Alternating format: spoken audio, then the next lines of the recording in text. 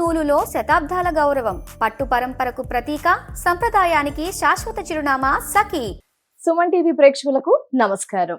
ప్రస్తుతం మనతో పాటు ఉన్నారు శ్రీచక్రపీఠం వ్యవస్థాపకులు, ప్రముఖ జ్యోతిష్యులు, బ్రహ్మశ్రీ డాక్టర్ ప్రదీప్ జోషి గురువు గారు. ఎస్ అండి, అక్షయ తృతీయ రాబోతుంది. ఏ రోజున జరుపుకోవాలి, అక్షయ తృతీయ విశిష్టత ఎస్పెషల్లీ మనం ఈ రోజు డిస్కస్ చేద్దాము. గురువు గారు ముందుగానే మనకి రాశి ఫలాల్లో తెలియచేశారు.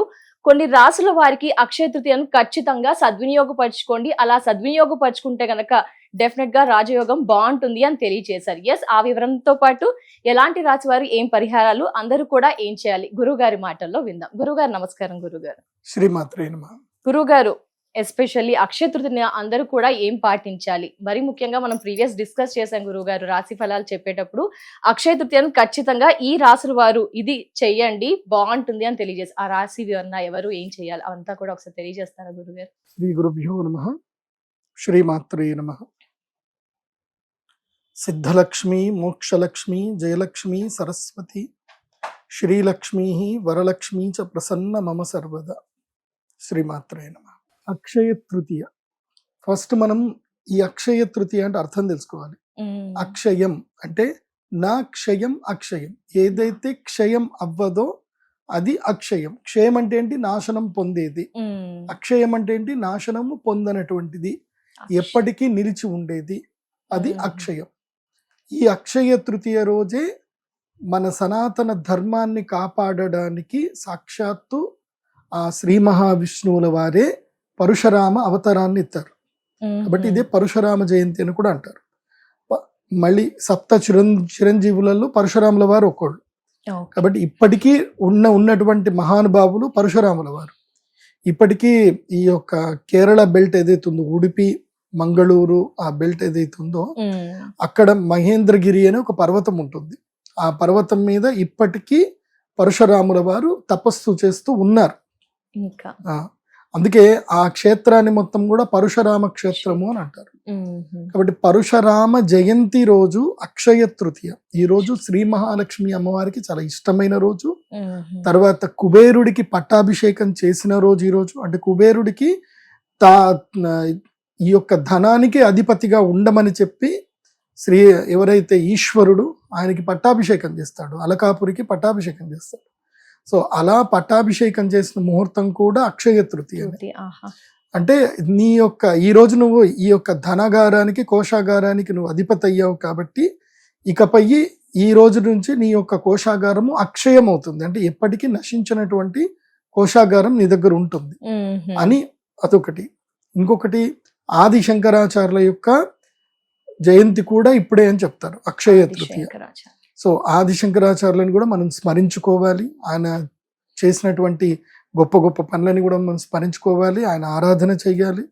ఇలా అక్షయ తృతీయకి చాలా అద్భుతమైన వైశిష్ట్యం ఉంది. ఇంకోటి ఏంటంటే, ఈ అక్షయ తృతీయ రోజు మీరు ఏదైతే చేస్తారో, ఏది చేసినా అది అక్షయం అవుతుంది. ఏదైనా పుణ్యం చేసినా అక్షయం అవుతుంది, పాపం చేసినా అది అక్షయం అవుతుంది. మీరు ఏ పని పాట లేకుండా ఇంట్లో కూర్చొని వీడియోలు చూసినా, రీల్స్ చూసినా అది కూడా అక్షయం అవుతుంది. అంటే మీరు ఇంకా అట్లాగే ఉండిపోతారు. కాబట్టి ఈ రోజు పుణ్యం చేసుకున్నారే అనుకోండి, ఆ పుణ్య ఫలం నీకు నిండిపోతుంది. సో నీకు ఫిక్స్డ్ డిపాజిట్ లో పెట్టుకొని ఎప్పుడు వడ్డీ డబ్బులు ఎట్లయితే మనం ఎంజాయ్ చేస్తామో, అట్లా ఈ అక్షయ తృతీయ రోజు సత్కార్యక్రమాలు చేయాలి.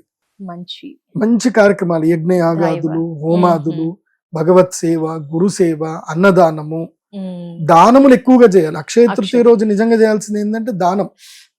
కొనడం కాదు, కొనుక్కోండి, కొన్నా అది అక్షయమే, కాకపోతే దానం చేయాలి. అక్షయ తృతీయ రోజు ఏం చేయాలంటే బెల్లం పానకం దానం చేయాలి, మంచినీళ్లు దానం చేయాలి, మజ్జిగ దానం చేయాలి, అన్నం దానం చేయాలి. ఇప్పుడు కొత్తగా స్కూల్స్ స్టార్ట్ అవుతాయి, పిల్లలందరూ స్కూల్స్కి వెళ్తా ఉంటారు. సో మన దగ్గర మంచి డబ్బు ఉంది, ఏం పర్వాలేదు, వెళ్ళాలి. స్కూల్ పిల్లలకి ఏమన్నా డ్రెస్సులు దానం చేయాలి, పుస్తకాలు దానం చేయాలి. లేదంటే వాళ్ళకి ఇప్పుడు నీకు ఏలినాటి శని ఉంది అనుకుందాం, ఇప్పుడు కుంభరాశి, మీనరాశి, మేషరాశికి ఏలినాటి శని ఉంది. సో అప్పుడు ఏం చేయాలంటే లేబర్ దగ్గరికి వెళ్ళాలి, కార్మికుల దగ్గరికి వెళ్ళాలి. అక్షయ తృతీయ రోజు కార్మికుల దగ్గరికి వెళ్ళి మీరు వాళ్ళకి అన్నం పెట్టండి, వాళ్ళకి మన బట్టలు కొనివ్వండి, వాళ్ళకి చెప్పులు కొనివ్వండి, వాళ్ళకి పడుకోవడానికి దుప్పట్లు లాంటివి ఏమైనా కొనివ్వండి. డబ్బులు కూడా చేయొచ్చా గురువు గారు? డబ్బులు ఇవ్వకూడదు. డబ్బులు డబ్బులు అవి అర్థదానం కింద అవుతుంది. ఓకే. అర్థదానం ఏమవుతుంది అని అంటే వాడు తీసుకున్న డబ్బుతోటి ఏదైనా తప్పని చేశాడే అనుకోండి, నువ్వు దాంట్లో భాగస్వామి అవుతావు. డబ్బులు ఎవరికి ఇవ్వాలి అని అంటే ఉత్తమమైనటువంటి ద్విజుడికి ఇవ్వాలి అని శాస్త్రం చెప్తుంది. ద్విజుడికి సువర్ణ దానం చేయాలి. ఈ డబ్బులు ఇవన్నీ రూపాయలు ఇవి లెక్క కాదు. ద్విజుడికి సువర్ణ దానం చేయాలి, బ్రాహ్మణుడికి సువర్ణ దానం. అది ఏ బ్రాహ్మణుడికి? సాఫ్ట్వేర్ కంపెనీలో జాబ్ చేస్తున్న వాడికి కాదు. ఎవరైతే సనాతన ధర్మాన్ని ప్రొటెక్ట్ చేస్తున్నారో, ఎవరైతే నిత్య అర్చన పూజా విధులు చేస్తారో, ఎవరైతే దేవత అర్చన చేస్తారో, ఎవరైతే దేవాలయాల్లో ముఖ్య భాగస్వామ్యులు భూమికలో ఉంటారో, సనాతన ధర్మానికి సంబంధించిన ఆచార వ్యవహారంలో ముఖ్య భూమిక పోషిస్తారో, అలాంటి వాళ్ళకి మీరు దానం చేస్తే ఏం జరుగుతుంది అని అంటే, ఆ దానం వల్ల వాళ్ళు చేసే పుణ్య కార్యక్రమాలు ఉంటాయి కదా, దాంట్లో నీకు పుణ్యం వస్తుంది. ఇప్పుడు క్రైమ్ చేసేవాడికి వెళ్ళి నువ్వు దానం చేస్తే ఆ క్రైమ్ లో భాగస్వాములు అయిపోతావు. కాబట్టి డబ్బులు ఎవరికి ఇవ్వకూడదు. సువర్ణ దానము ఎవరికి ఇవ్వాలి అని అంటే బ్రాహ్మణుడికి ఇవ్వాలి. పేదవాళ్లకు, రైతులకి, కార్మికులకు, కష్టపడేటువంటి వాళ్లకు వస్త్రదానం చేయాలి, అన్నదానం చేయాలి, అలాగే విద్యార్థులకి విద్యాదానం చేయాలి. ఇలాంటివి దానం చేయటం వల్ల ఇది అక్షయం అవుతుంది. ఆ దానం అనేది అక్షయం అవుతుంది. అంటే నీకు భగవంతుడు 10 మందికి పంచే శక్తిని ఇంకా పెంచుతాడు. నీకు పంచే శక్తి పెరిగింది అంటే అర్థమైంది నీ దగ్గర ఇంకెంతో ఉందనే కదా. నీ దగ్గర ఉంటేనే నువ్వు పంచుతావు, లేకపోతే పంచవు కదా. సో కాబట్టి నీది ఇచ్చే చేయి అవుతుంది. సో అలా అడుక్కునే చేయి కాకుండా ఇచ్చే చేయి అవుతుంది. అంతకన్నా గొప్ప ఇంకే ఉంటుంది. కాబట్టి అక్షయ తృతీయ రోజు దానం చేయాలి. గురుగారు, మరి అక్షయ తృతీయ అనగానే ఆడవారు కానీ ఫ్యామిలీ మెంబర్స్ ఎక్కువగా బంగారం కొనాలి ఖచ్చితంగా అంటారు. దీని గురించి ఏం చెప్తారు గురుగారు? మీరు కొనాలి మంచిది అంటారా? కొనలేని సిచ్యువేషన్ లో చాలా మంది ఉన్నారు గురుగారు, మరి వారికి ఆల్టర్నేటివ్ ఏమైనా ఉందంటారా? ఏం లేదు. నేను చెప్పేది ఏంటంటే, ఈ కలియుగములో 5 ప్రదేశాల్లో కలి ఉంటాడు. ఏ ప్రదేశంలో? 5 ప్రదేశాల్లో ఉంటాడు. కలియుగానికి రాజు ఎవరు అంటే కలియుగానికి కలే రాజు. కాబట్టి అతను ఎక్కడ ఉంటాడో మనం కూడా అక్కడనే ఉండాల్సిందే, తప్పదు. బికాస్ ఇప్పుడు రాజు ఎవడైతే వాడికి వంత పట్టాలి కదా. ఇప్పుడు ఒక ముఖ్యమంత్రి ఉన్నాడు, ఆ ముఖ్యమంత్రి సరి అయిన పనులు చేయట్లే, కానీ నువ్వు ఓపెన్ గా మీడియాలో చెప్పగలుగుతావు అంటే చెప్పవు. వాడి మీద ఎంత లోపల కోపం ఉన్నా ముఖ్యమంత్రిని పొగడాల్సిందే. మా ముఖ్యమంత్రి చాలా గొప్పోడు అని చెప్పాల్సిందే, లేకపోతే మంచిగా వడ్డిస్తాడు, తీసుకెళ్లి వడ్డిస్తాడు. సో కాబట్టి కలియుగములో కలి ఉండే 5 ప్రదేశాలలో 4 ప్రదేశాలు పక్కన పెట్టేసుకోండి, ఒకటి మాత్రం మీరు ఓన్ చేసుకోవచ్చు, తప్పదు, చేసుకోవాల్సిందే. అది ఏమిటి 4 ప్రదేశాలు అంటే, జూదం ఎక్కడైతే ఉంటుందో అక్కడ కలి ఉంటాడు, మద్యపానం ఎక్కడైతే ఉంటుందో అక్కడ కలి ఉంటాడు, స్త్రీలు ఎక్కడైతే గనక శరీరాన్ని అమ్ముకుంటారో అక్కడ కలి ఉంటాడు, ఎక్కడైతే గొడ్డు మాంసము అంటే మాంసం ఎక్కడైతే విక్రయించబడుతుందో అక్కడ కలి ఉంటాడు. మీరు వరల్డ్ లో టాప్ బిజినెస్ లో చూస్తే కనుక ఇప్పుడు ఇవే 4 టాప్ లో ఉన్నాయి. బిజినెస్ మీట్ ఎక్స్పోర్ట్ లోనూ టాప్ ఉంది, అట్లాగే గ్యాంబ్లింగ్ లో విపరీతమైన డబ్బు, చూద్దాం. తర్వాత మద్యం, ప్రభుత్వాలు ఇప్పుడు దాంతోటే మద్యాలు. సో ఇంకా కొన్ని థాయిలాండ్ లాంటి కొన్ని ప్రభుత్వాలు అయితే దాని మీదనే వాళ్ళ టూరిజం డిపార్ట్మెంట్ నడుస్తుంది. సో ఇలా ప్రపంచంలో ఈ 4తో కాకుండా ఇంకొకటి ప్లేస్ కావాలని అడుగుతాడు. పరీక్షిత్ మహారాజుని కలి అడుగుతాడు, ఈ 4 నువ్వు చెప్పావు కానీ నీ సామ్రాజ్యంలో ఈ 4 ఉండవు, కాబట్టి ఈ 4 కాకుండా ఇంకొక ప్లేస్ చెప్పండి అని అంటే పరీక్షిత్ అంటాడు, సరే ఏం కావాలి అని అంటే నేను బంగారంలో ఉంటాను అని కోరుకుంటాడు. బంగారంలో ఉంటాను, సరే ఇచ్చేస్తున్నాను, వదిలేస్తాడు, అంతే. పరీక్షిత్ మహారాజుకి నెత్తి మీద ఏదైతే కిరీటం పెట్టుకుంటాడో అది జరాసంధుడి నుంచి లాక్కొని తీసుకొచ్చిన కిరీటం, అది పాండవులు తీసుకొచ్చిన కిరీటం. ఏ బంగారంలో ఉంటాడు అంటే అన్యాయోపార్జితమైనటువంటి బంగారంలో ఉంటాను అని చెప్పాడు. అన్యాయోపార్జితం అంటే దురాక్రమంగా లాక్కొని వచ్చిన బంగారంలో ఉండాలి అని చెప్తాడు. కాబట్టి ఇప్పుడు ఈ బంగారం అయిపోయిందంటే అది ఎట్టి పరిస్థితుల్లో బంగారం నువ్వు దురాక్రమమైన ఏదైనా ఇంకా బంగారం వాల్యూ అంతే కదా. కాబట్టి కలియుగం లోపల బంగారానికి ఎప్పటికీ విలువ ఉంటుంది, బంగారానికి విలువ లేకపోవడం అనేది లేనే లేదు. భవిష్యత్తులో బంగారమే, నేను ఆల్రెడీ పోయిన సంవత్సరమే చెప్పాను, ఈ సంవత్సరం ఉగాది రాశి ఫలాలు కూడా విశ్వావసునామ సంవత్సరము ధాతువులకి కీలకమైన సమయము. వసు అంటే అష్టవసువులు, అష్టధాతువులకి కీలకమైన సమయం అని పోయిన సంవత్సరం ఉగాది రాశి ఫలితాలు చెప్పాను. పోయిన సంవత్సరం అక్షయ తృతీయకి అందరు బంగారం కొనుక్కొని చెప్పాను. పోయిన సంవత్సరం అక్షయ తృతీయకి ఎవరెవరైతే బంగారము 89,000 కొనుక్కున్నారో ఇప్పుడు వాళ్ళందరికీ మంచి ప్రైస్ లో ఉన్నారు. ఇప్పుడు వాళ్ళందరూ అక్షయంగా ఉన్నారు. అయితే ఈ సంవత్సరం కూడా కొంచెం బాధ అనిపించింది, ఇంత బంగారం రేటు పెరిగిపోయినాయి కదా అనిపించింది. సో లక్కీగా మనకి భగవంతుడు అమ్మవారు మళ్ళీ మన ఇండియన్ సెంటిమెంట్ తగ్గట్టు ఒక అవకాశం ఇచ్చారు. కాబట్టి ఈ అక్షయ తృతీయకి ఏప్రిల్ 19వ తారీఖు అక్షయ తృతీయ వస్తుంది కదా, దానికన్నా ముందు ఒక రోజు మార్కెట్ లో మాత్రం బంగారం ధరలు దారుణంగా పడిపోతాయి. ముందు రోజు అంటే ఇప్పుడు ఏప్రిల్ 19 రాబోతుంది. ముందు ఏప్రిల్ 19కి ముందు అయితే పక్క ఏప్రిల్ 6వ తారీఖు నుంచి తీసుకొని ఏప్రిల్ 12వ తారీఖు లోపల ఒక రోజు మంచి రోజు వస్తుంది, బంగారం తక్కువ ధరలో దొరుకుతుంది. కొనుక్కోండి. ఆ రోజు తీసుకోవచ్చంట గురుగారు. కొనుక్కోండి. నేను ఇచ్చే అడ్వైజ్ ఏంటంటే బంగారం కొనుక్కోండి. ఎట్లా కొనుక్కోవాలి అని అంటే 24 క్యారెట్లు బంగారం కొనుక్కోండి. అంటే బిస్కెట్ బంగారం 24 క్యారెట్స్ అయితే మీకు తరుగు మజూరి ఏది పడదు. ఓకే, 24 క్యారెట్లలో బంగారం ఎంత డబ్బు ఉంటే అంత డబ్బు పెట్టి బంగారం కొనేసుకోండి. కొనుక్కొని ఇమీడియట్లీ ఏం చేయండి అని అంటే అది తీసుకెళ్లి లోన్ లో పెట్టేయండి, గోల్డ్ లోన్ లో పెట్టేయండి. గోల్డ్ లోన్ లో పెడితే ఇప్పుడు ఉదాహరణకి మీరు ఒక 10 లక్షల బంగారం కొన్నారు 24 క్యారెట్స్, మీరు గోల్డ్ లోన్ లో పెడితే దాని మీద మీకు 6 లక్షలు వచ్చేస్తాయి. 60% ఇస్తారు, 6 లక్షలు గోల్డ్ లోన్ వస్తుంది. ఆ 6 లక్షలు తీసుకొని అదే రోజు ఈటీఎఫ్ లలో తక్కువ ప్రైస్ కి ఈటీఎఫ్లు దొరుకుతాయి, ఈటీఎఫ్ లలో కొనేసుకోండి. ఓకే, ఇటు బంగారం రేటు మళ్ళీ ఎట్టి పరిస్థితుల్లో అక్షయ తృతీయ తర్వాత గురుగ్రహము జూన్ 3వ తారీఖుకి కర్కాటక రాశి లోపలికి ఎంటర్ అవ్వగానే శని యొక్క ప్రభావం తగ్గుతుంది. శని అంటే ఎవరు అంటే ఆయుర్, యుద్ధం. శని కుజ యుతి 30 సంవత్సరాలకు ఒకసారి వస్తుంది. శని కుజ యుతి ప్రతి సంవత్సరం వస్తుంది, కానీ మీన రాశిలో 30 సంవత్సరాలకు ఒకసారి వస్తుంది. మీనం అంటే ఏంటి? ఫిష్, చేపలు. చేపలు ఎక్కడ ఉంటాయి? వాటర్ బాడీస్, పెద్ద పెద్ద వాటర్ బాడీస్ ఏంటి? సముద్రాలు. సో ఎప్పుడైతే ఆల్రెడీ శాస్త్రంలో చెప్పారు, ఏం చెప్పారు? సంహితా గ్రంథాల్లో చెప్పారు, ఎప్పుడైతే శని మరియు కుజగ్రహము ఇద్దరు కూడా మీనరాశిలో యుతి అవుతారో, గురుగ్రహానికి బలము తక్కువ ఉన్నప్పుడు, గురుగ్రహము విదూషకుడి దగ్గర ఉన్నప్పుడు వీళ్ళ ఇద్దరి ప్రభావం పెరుగుతుంది అని శాస్త్రంలో ఉంది. గురుగ్రహం విదూషకుడు అంటే ఎవరు అంటే బుధగ్రహం. బుధగ్రహం విదూషకుడు, ఎంటర్టైన్మెంట్ చేస్తాడు, కమెడియన్ కైండ్ ఆఫ్. సో బుధగ్రహం దగ్గరికి మిథున రాశిలో గురువు ఉండిపోయాడు కాబట్టి ఇప్పుడు గురువు సేద తీరుతున్నాడు మిథున రాశిలో. కాబట్టి గురు బలం తక్కువ ఉంటుంది. ఇప్పుడు ఆయన సేద తీరుతాడు. ఇప్పుడు ప్రతి ఒక్క మనిషికి ఒక రెస్ట్ తీసుకునే టైం వస్తుంది కదా. సో నెక్స్ట్ ఇయర్ ఇప్పుడు ఉదాహరణకి ఇక తెల్లారితే మనం వెళ్ళిపోతున్నాము, మనకు ఉద్యోగం చేయాలంటే ఏమున్నాయి అన్ని కంప్లీట్ చేసుకుందాం రవే అనుకుంటాం. అట్లాగే ఆయన సేద తీరుతున్నాడు.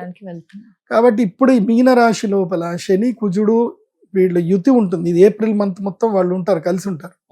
వీళ్ళ కలిసి ఉంటే సముద్రం మీద విపరీతమైనటువంటి దాళ్లు జరుగుతాయి, యుద్ధాలు జరుగుతాయి, సముద్ర యుద్ధాలు అన్నట్టుగాని ఇప్పుడు ఏమవుతుంది, హార్మోజ్ ఏదైతే అది క్లోజ్ చేసేసారు. రేపు రెడ్ సీ కూడా క్లోజ్ చేసేస్తారు. అంటే ఇటు యెమెన్ కంట్రీ అది క్లోజ్ చేస్తుంది, ఇరాన్ ఇది క్లోజ్ చేసి యుద్ధాలు అవుతున్నాయి కదా. దీంతో క్రూడ్ ఆయిల్ ప్రైస్ $140 $150 వెళ్ళిపోతుంది.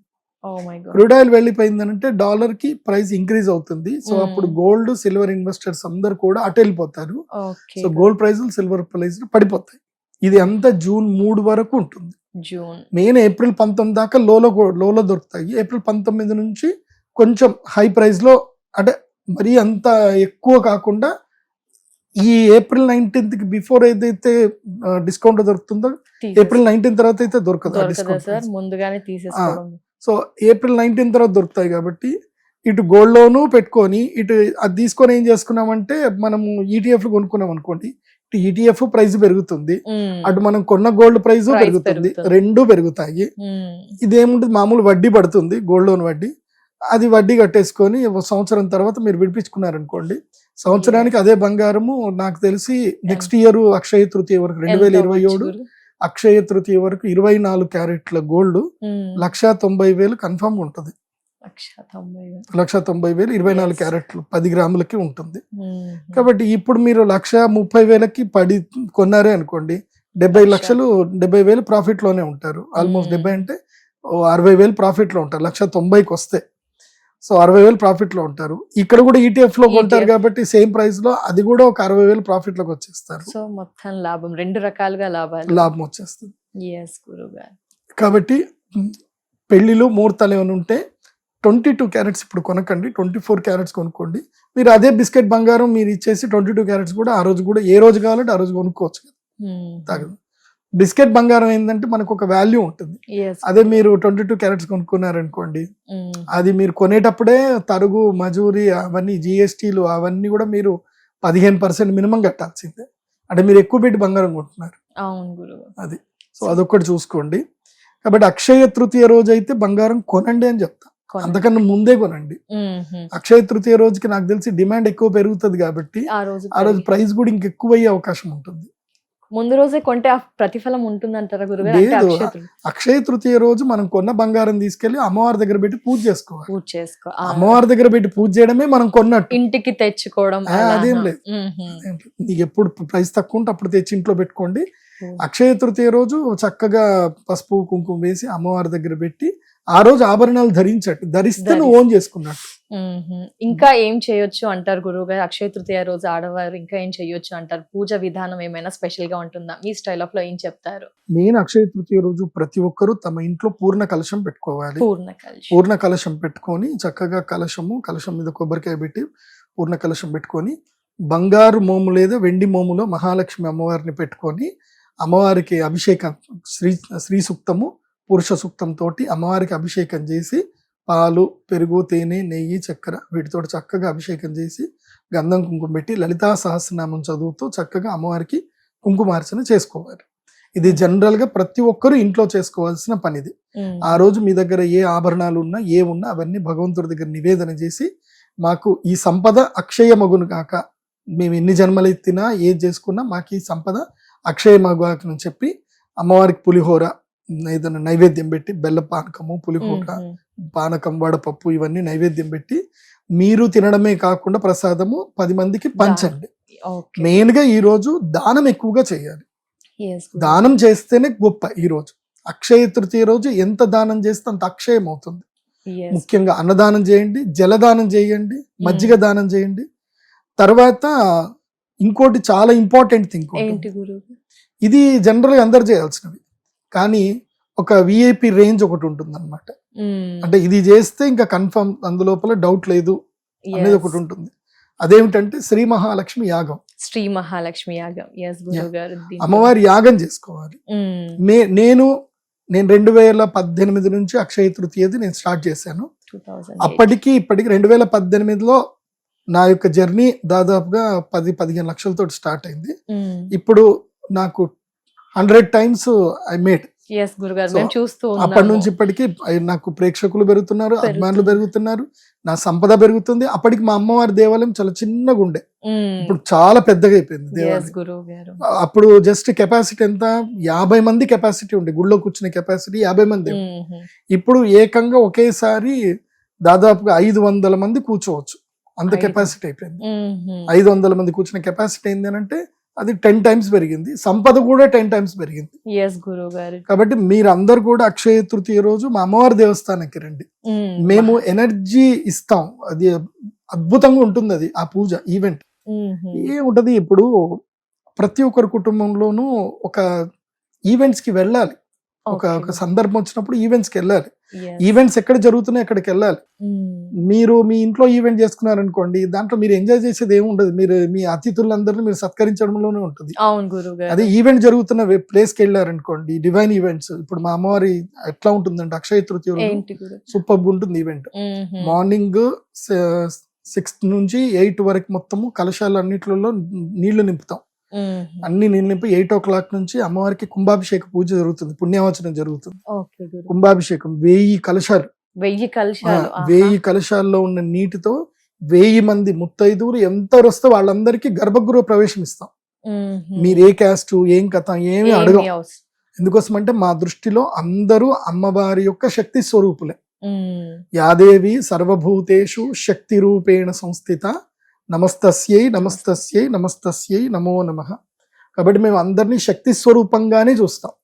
ఇంకా వాళ్ళ యొక్క ఆలోచనలు, వాళ్ళ పుట్టుక, వాళ్ళ జీవన విధానం అవంతా కూడా వాళ్ళ కర్మలను బట్టి ఉంటుంది. కాబట్టి కాకపోతే శక్తి ఒక్కటే, శక్తి శక్తి ఒకటే. ఇప్పుడు ఉదాహరణకి కరెంట్ ఒక్కటే, కాకపోతే అది కెమెరాగా పనిచేస్తుంది, టీవీగా పనిచేస్తుంది, లైట్ గా పనిచేస్తుంది, ఫ్యాన్ గా పనిచేస్తుంది. కరెంట్ ఒకటే, శక్తి ఒక్కటే. శక్తి ఒక్కటే. మీరు వేరే, నీ పేరు వేరు, నీ జెండర్ వేరు, నీ యొక్క కులం వేరు, నీ మతం వేరు, నీ ఆచరణ విధానం వేరు, నీ మెంటాలిటీ వేరు, నీ జీవనోపాధి వేరు, ఇవన్నీ డిఫరెంట్, బట్ శక్తి ఒక్కటే. కాబట్టి మేము శక్తి స్వరూపులుగానే భావిస్తాం అందరికి.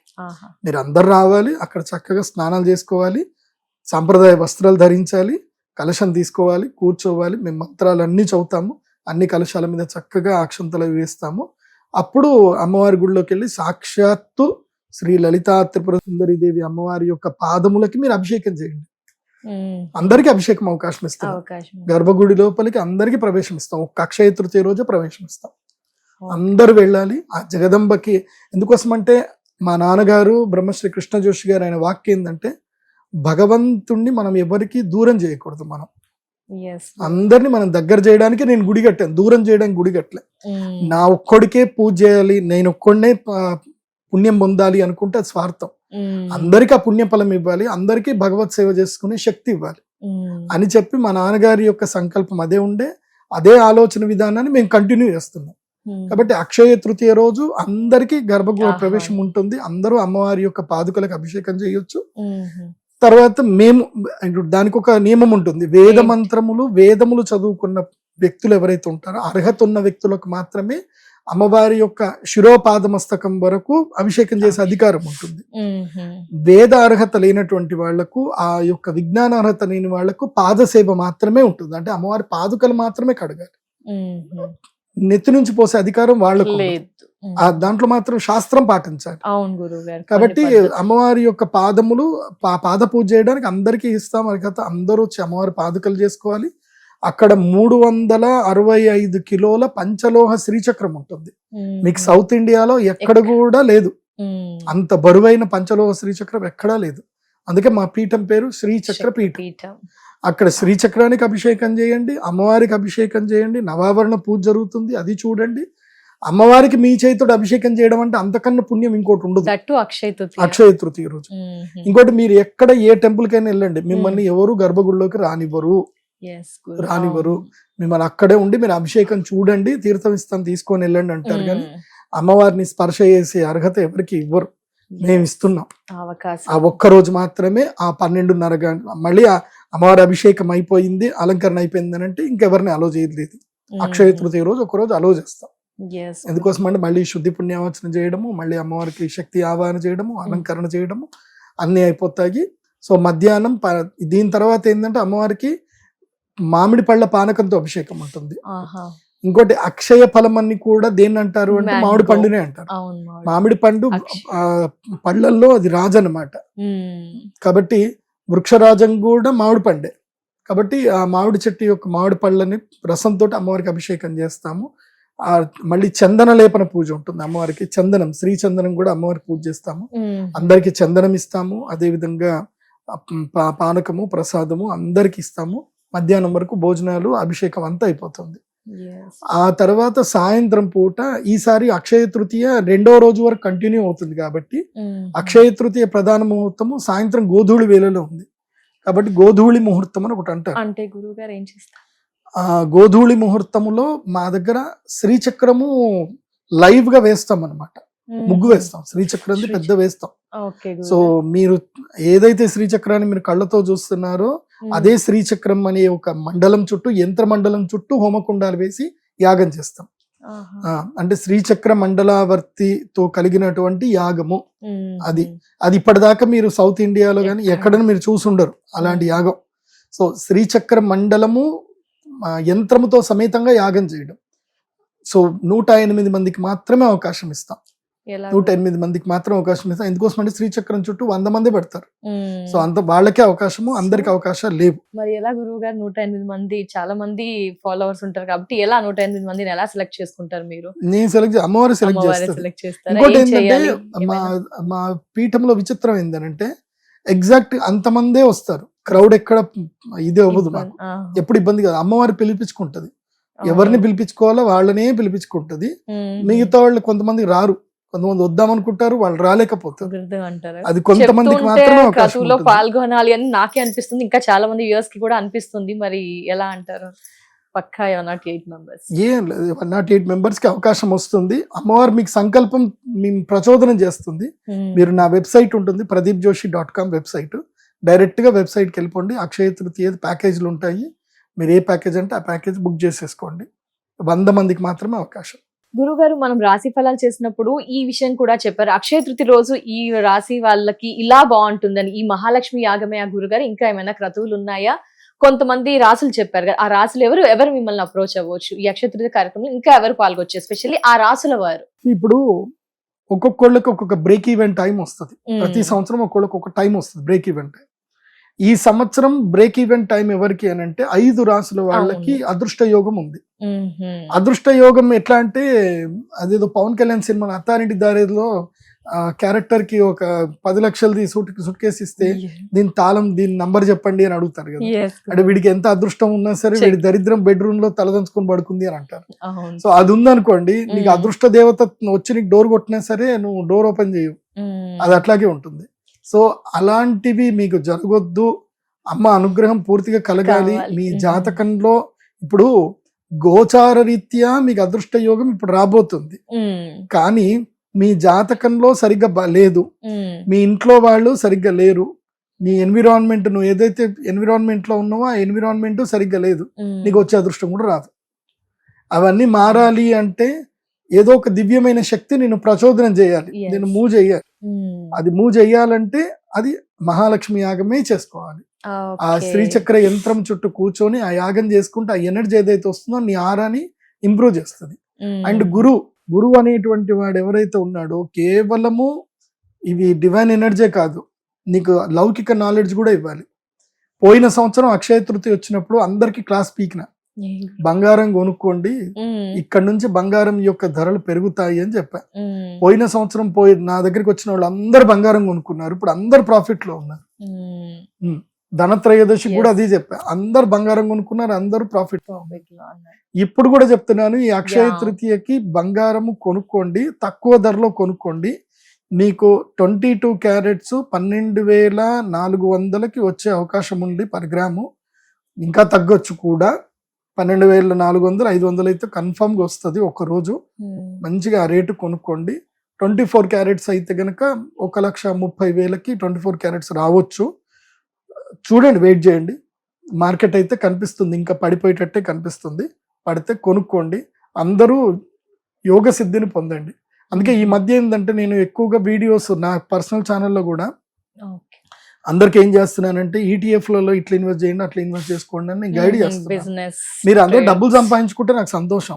ఎందుకోసం అంటే కలికాలంలో డబ్బే సర్వస్వము, కలికాలంలో నమ్మకము అనేది ఉండదు. ఓకే, నీకు అత్యవసరంలో ఎవడిని నువ్వు అడిగినా ఎవడు నీకు డబ్బులు ఇవ్వడు. బంగారం ఆదుకుంటుంది, మనీయే నిన్ను కాపాడుతుంది, డబ్బే నిన్ను కాపాడుతుంది, నీ మంచితనం కూడా నిన్ను కాపాడదు. సో ఇది కలికాలం. కలికాలం అంటే ఆకలి కాలం. ఆకలి కాలంలో మంచితనానికి విలువ ఉండదు. మన గురూజీ త్రివిక్రమ్ శ్రీనివాస్ క్లియర్ గా చెప్పించాడు రాజేంద్ర ప్రసాద్ తోటి, నువ్వు పురాణం ఎంత బాగా చెప్పినా పల్లెంలో 10 రూపాయలు వేస్తారు అని క్లియర్ గా చెప్పించాడు. ఎథిక్స్, మోరల్స్, వాల్యూస్ ఉండాలి, కానీ యాజ్ వెల్ యాజ్ దాంతో పాటు నీ దగ్గర డబ్బు కూడా ఉండాలి, పక్కా ఉండాలి. ఎందుకోసమంటే నేను మంచోణ్ణి అని చెప్పి నువ్వు ఏదైనా పెద్ద హాస్పిటల్కి వెళ్ళావు, నీకు రోగం వచ్చింది, మీ పిల్లాడికి ఏదైనా జ్వరం వచ్చిందో ఏదో సమస్య వచ్చింది, నువ్వు వెళ్ళావు, నేను మంచోడినండి, నేను చాలా మంచోడినండి, అందరికీ దానాలు చేశాను అంటే, సరే ఒక 200 రూపాయల శాలువ కొనుక్కోరారా ఈయనకు సన్మానం చేద్దాం అంటారు. ఓ 200 రూపాయల శాలువ, ఒక 100 రూపాయల పూలదండ వేసేసి ఒక ఫోటో దిగి నువ్వు మంచోడివి, నేను సన్మానం చేసిన, ఇక బో అంటారు. చేయండి అని అంటే డబ్బులు కట్టండి అంటారు. దైవానుగ్రహం హెల్ప్ చేయదంటారా గురువు గారు?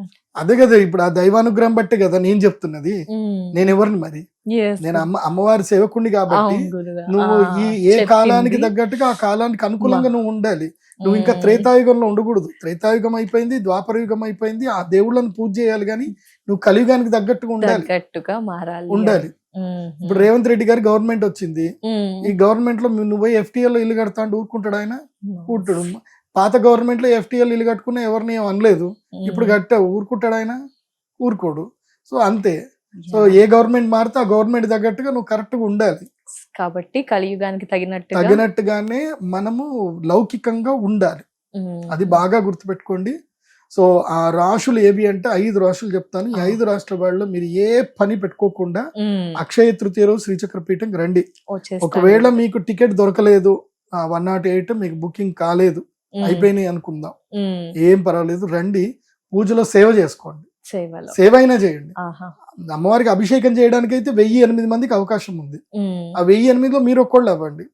సో 1008 కలశాలు ఉంటాయి, మీరు అమ్మవారి పాదుక సేవ చేయండి. ఆ రోజు అందరు భోజనాలు చేస్తుంటే వడ్డించండి. ఆ రోజు మేము పీఠంలో పూజ జరుగుతున్నప్పుడు నా పక్కనే ఉండండి, నేను అందరికి అవకాశం ఇస్తాను. చక్కగా అమ్మవారి సేవ చేయండి. సో ఇవన్నీ చేసుకోండి, సేవ అన్నా చేయండి, సేవ చేయడానికైనా రండి. తప్పకుండా. నువ్వు ఎంత గొప్పవాడివైనా అమ్మవారి దగ్గర సేవ చేస్తే పుణ్య ఫలితం వేరు. కాబట్టి ఈ 5 రాష్ట్రాల వాళ్ళు కన్ఫర్మ్ గా రావడానికి ట్రై చేసుకోండి. మొదలే బుక్ చేసుకోండి, ఆల్రెడీ ఇప్పటికే సగం బుకింగ్ అయిపోయినాయి. సో చూడండి, ఇప్పుడే ట్రై చేసుకోండి, వెబ్సైట్ లో వెళ్ళి బుక్ చేసుకోండి. ఫస్ట్ రాశి ఏంటంటే ఈ సంవత్సరం లక్కీయెస్ట్ రాశి ఏమిటంటే గనక కన్యా రాశి. కన్యా రాశి టాప్ నంబర్ 1 లోకి వెళ్తుంది ఈ సంవత్సరం కన్యా రాశి. నెక్స్ట్ వృశ్చిక రాశి, నెక్స్ట్ మకర రాశి, ఆ తర్వాత మిథున రాశి, ఆ తర్వాత మీన రాశి. సో ఇవి టాప్ 5 కేటగిరీలోకి వస్తాయి. సో నంబర్ 1 కన్యా రాశి వాళ్ళు ఈ అక్షయ తృతీయ రోజు ఖాళీ ఉండకండి. అమ్మ అనుగ్రహం ఎక్కడైనా సరే, మా పీఠంకి రాకపోయినా వేరే ఏదైనా టెంపుల్కి వెళ్ళండి, అన్నదానం చేయండి. కన్యా రాశి వాళ్ళు ఈ రోజు ఎంత దానం చేస్తే అంత సంపాదించుకుంటారు. ఈ 5 రాష్ట్ర వాళ్ళు కన్యా, వృశ్చిక, మకర, మిథున, మీన 5 రాష్ట్రాల వాళ్ళకి అదృష్ట యోగం ఈ సంవత్సరం 10 నెలల పాటు ఉంది. 10 నెలల అదృష్ట యోగం ఉంది. తర్వాత ఈ సంవత్సరములో అక్టోబర్ 30వ తారీఖు నుంచి జనవరి 30వ తారీఖు వరకు అదృష్ట యోగం ఉంది. అంటే నవంబర్, డిసెంబర్, జనవరి 3 నెలల అదృష్ట యోగం ఉంది. 3 నెలల అదృష్ట యోగం ఎవరికి ఉంది అని అంటే కర్కాటక రాశి, తులారాశి, తర్వాత ధనస్సు రాశి, ఆ తర్వాత కుంభరాశి, తర్వాత మేషరాశి. ఈ 5 రాశులకి 3 నెలల అదృష్ట కాలం. వీళ్ళు అక్షయ తృతీయకి వచ్చినా రాకపోయినా వీళ్ళు ధనత్రయోదశికి అటెండ్ అవ్వాలి. నోట్ చేసి పెట్టుకోండి. వీళ్ళు ధనత్రయోదశి ఎందుకోసం అంటే అక్టోబర్ కి ధనత్రయోదశి వస్తుంది, ఆ టైంకి అటెండ్ అవ్వాలి ఈ 5 రాశి. సో ఇంకా ఏ రాశులు ఉన్నాయనంటే వృషభ రాశి ఛాన్స్ లేదు, సింహరాశి ఛాన్స్ లేదు. సింహరాశి వాళ్ళు, వృషభ రాశి వాళ్ళు తిన్నామా పడుకున్నామా తెల్లారిందా. కానీ పాల్గొనాలనుకుంటే ఈ మహాలక్ష్మి యాగంలో పాల్గొవచ్చు, సేవ చేయొచ్చు, యాగం చేసుకోవచ్చు. కానీ మాత్రం వస్తారండి, రాకపోతే రాకండి, మీ ఇష్టం. ఎందుకోసమంటే మీకు రావాలి అనిపించి అమ్మ పిలిస్తే రండి. నేను చెప్పేది మాత్రం 5గురికి కన్ఫర్మ్ గా రండి అని చెప్తా. ఏ 5గురికి అక్షయ తృతీయకి 5 రాష్ట్రాల వాళ్ళకి ఇన్విటేషన్ అలౌడ్. వీళ్ళకి పాస్లు ఇచ్చేస్తున్నాయి, ఇన్విటేషన్ పాస్లు ఇచ్చేస్తున్నాయి. ఎవరికి? కన్యా రాశి, వృశ్చిక రాశి, మకర రాశి, మిథున రాశి, మీన రాశి. వీళ్ళకి మాత్రం పాస్ ఇచ్చేస్తున్నారు. ఎలాంటి పనులున్నా ఆపుకొని మరి రావాలి, కన్ఫర్మ్ గా రావాలి. మిగతా 5 రాశులకి ధనత్రయోదశికి పాస్ ఇస్తున్నాను. సో ఈ మిగతా ఈ 2 రాశులకి ఏంటంటే మీ ఇష్టం. ధన్యవాదాలు గురుగారు. అక్షయ తృతీయ యొక్క విశిష్టత తెలియజేశారు. శ్రీ మహాలక్ష్మి యాగం గురించి కూడా పూర్తి వివరణ, మీ ఆధ్వర్యంలో జరిగే క్రతువు గురించి కూడా చాలా చక్కగా వివరించినందుకు ధన్యవాదాలు గురుగారు. నమస్కారం. శ్రీమాత్రే నమః.